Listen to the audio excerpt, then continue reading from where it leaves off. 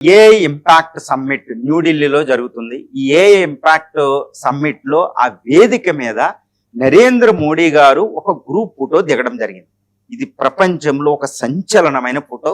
రెండోది ఏంటంటే భారతదేశం ఇటు రష్యా, జర్మనీ, జపాన్ వీటితో పాటు చైనా, అమెరికాలు టెక్నాలజికల్ పవర్స్, సూపర్ పవర్ అంటేనే టెక్నాలజికల్ పవర్ అండి, వాటికి ఛాలెంజ్ చేయడం జరిగింది అనమాట. ఒక అద్భుతమైన ఫోటో నరేంద్ర మోడీ గారితో ఉన్నది ఏంటంటే ఈ గూగుల్ సిఇఓ, ఆంథ్రోపిక్ సిఇఓ, తర్వాత ఆల్ఫాబెట్ సిఇఓ, చూడండి నివిదా, ఈ కంపెనీ సిఇఓలు, వరల్డ్స్ లార్జెస్ట్ టెక్నాలజికల్ హెడ్స్ తో ఆయన గ్రూప్ ఫోటో అనమాట.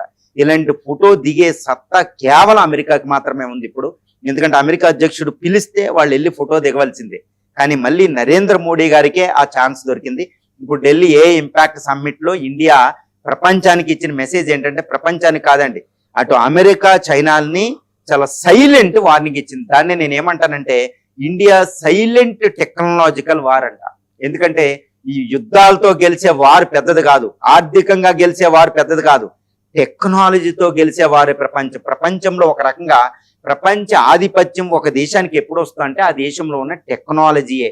ఆ టెక్నాలజీయే ఉత్పత్తిని నిర్ధారిస్తుంది, ఆర్థిక వ్యవస్థను నిర్ధారిస్తుంది, ఆయుధాలను నిర్ధారిస్తుంది, అన్నింటినీ నిర్ధారిస్తుంది, మన థింకింగ్ నిర్ధారిస్తుంది. కాబట్టి టెక్నాలజీ ఎవరి చేతిలో ఉంటే వాళ్ళు ప్రపంచ ఆధిపత్యం ఉంటుంది.